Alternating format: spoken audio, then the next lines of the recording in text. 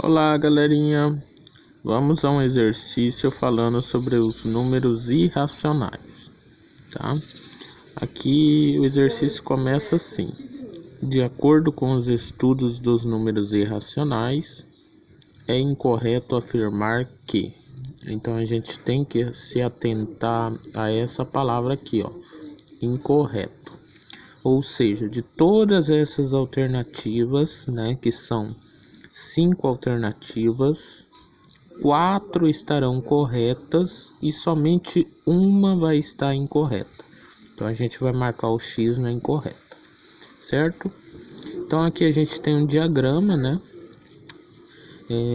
mostrando pra gente onde fica localizado os números irracionais, né, que é representado pela letra I.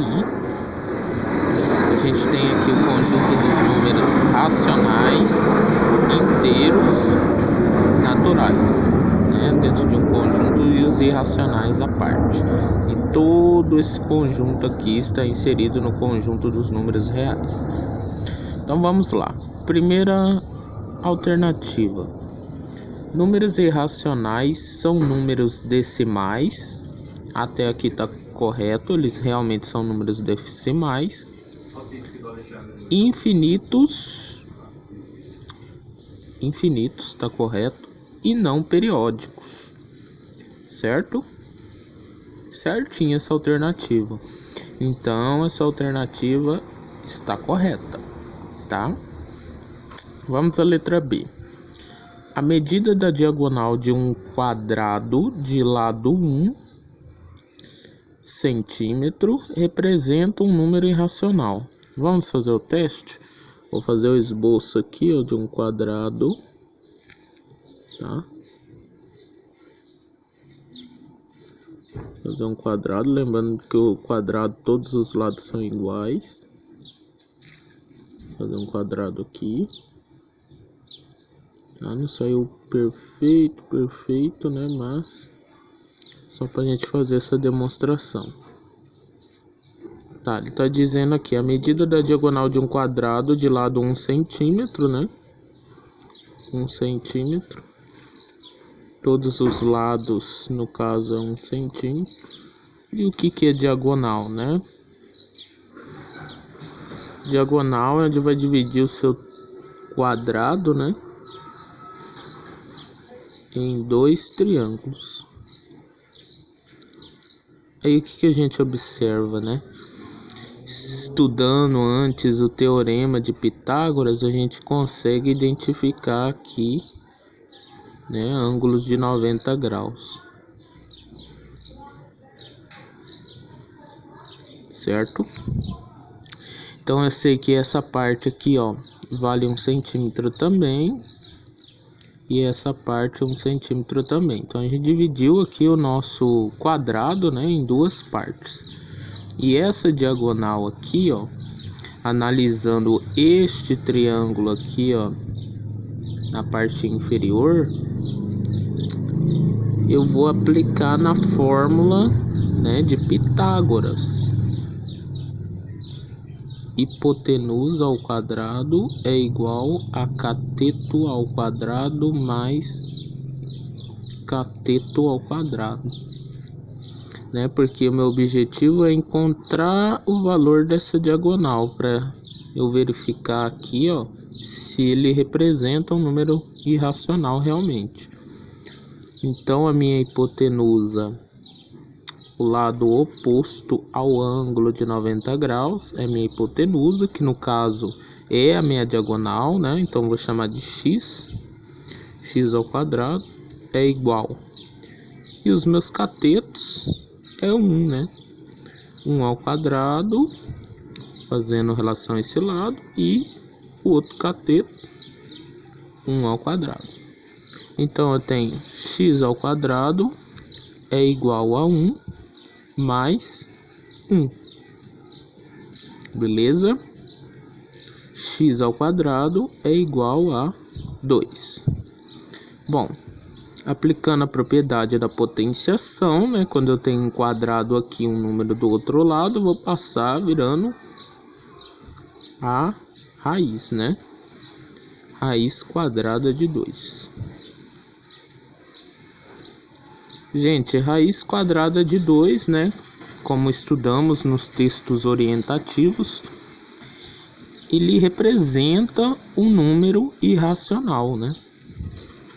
Igual tá no conceito aqui em cima, ó, números irracionais são números decimais infinitos, né? O raiz de 2 é um deles e não periódicos. Se enquadra certinho no que a letra B diz. A medida da diagonal de um quadrado de lado 1 centímetro representa um número irracional, e realmente representa, né? Então a gente sabe que o valor dessa diagonal aqui é raiz quadrada de 2. Ok? Então essa alternativa está correta. Vamos ver a letra C. O conjunto dos números irracionais possui infinitos elementos, sendo que existem mais irracionais do que racionais. Correto.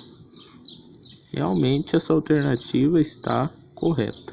Se eu tentar, né? Porque às vezes até a vírgula ele traz uma informação certa, aí depois da vírgula ele vai e troca, né?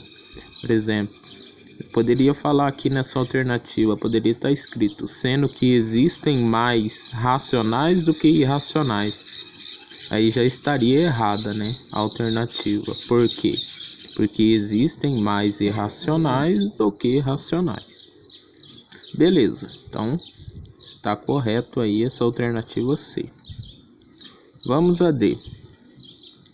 As dízimas periódicas são consideradas números irracionais. Opa, não é considerado irracional, né? Ele é considerado racional.